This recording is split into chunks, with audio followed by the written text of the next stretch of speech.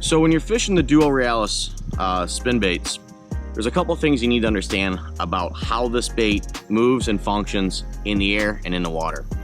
The way these baits are designed, you're going to get optimal casting distance out of these baits. Through testing of myself and a few other people going head to head with all the spy baits in the world, the Duo Realis tends to outcast everybody by 20 to 30%. So what that means for you as an angler is that that bait's going to remain in the strike zone a lot longer.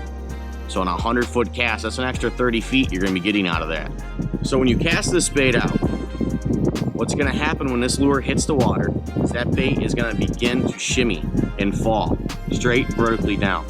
This bait will sink at roughly about 8 to 12 inches a second.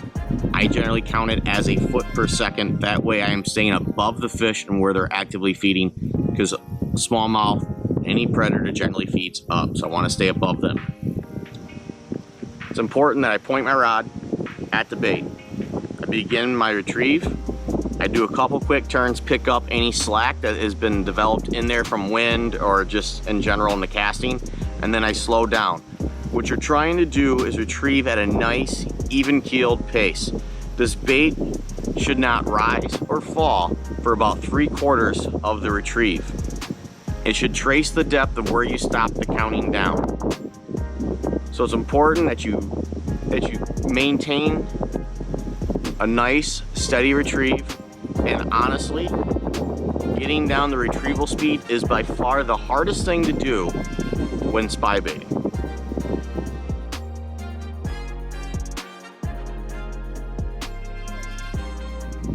Now when a fish strikes these baits, they hit them in a couple different ways. The one way that I hear the most, and I hear guys get frustrated with, and this is very common out here in St. Clair in the summer months, is that bait will, you just feel a little tick, but the rod won't load up.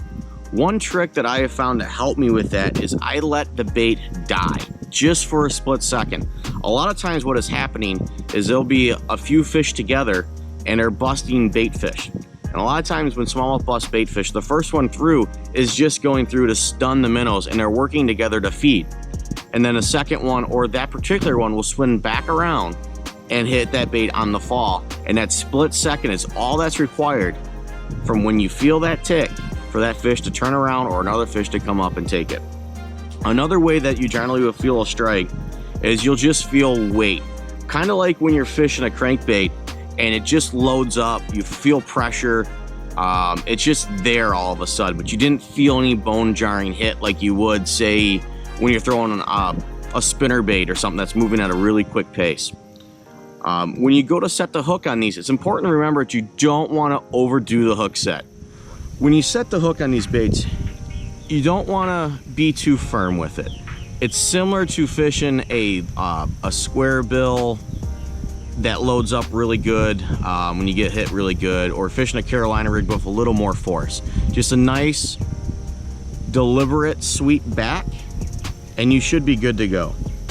So while I'm out in the lake, a lot of the areas I like to target while spy baiting here in the summer months is I like to look for an area that possesses a good variety within the weed bed. What I mean by good variety within the weed bed is I'm talking about species of weeds. I don't like a monolithic weed bed when I'm fishing this. Monolithic weed beds tend to be a little too thick and too dense, so the smallmouth tend to not be in them, but they will be on the outsides of them. With a weed bed that has a lot of variety in it, where you have our perch grass, our coontail, milfoil, cabbage, it's got a nice healthy mix, you have a very, very diverse base layer out there, so you're going to have a very good and diverse prey species on that weed bed as well, from crayfish to perch to shiners.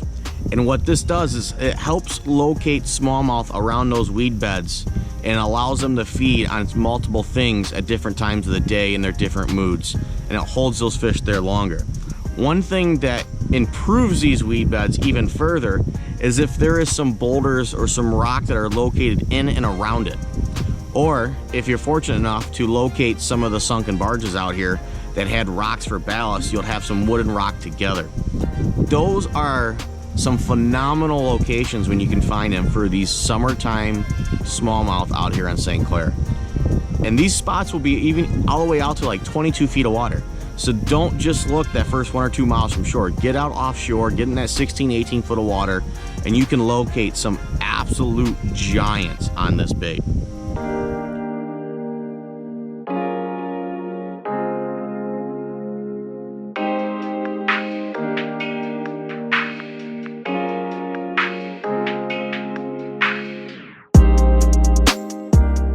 Now, when I'm out fishing this bait, generally what I'm gonna do is I'm gonna take the water column that I'm in and break it up into thirds. There's a bottom third, the middle third, and the top third.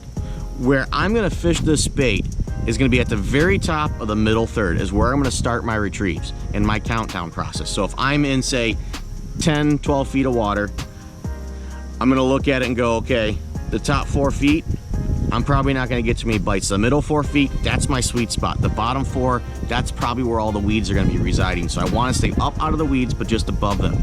So in 12 feet of water, that middle 4 foot stretch will probably be your sweet spot when fishing around the weed beds in the cover. So guys, I hope I gave you a few hints and tips on how to fish a spybait better. Get out there and try them.